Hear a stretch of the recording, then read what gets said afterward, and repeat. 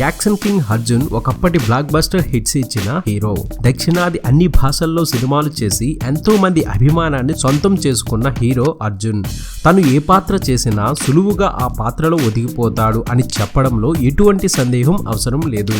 ఇక ప్రస్తుతం అర్జున్ ఎలా ఉన్నారో, ఆయన భార్యా పిల్లలు ఎలా ఉన్నారో చూడండి.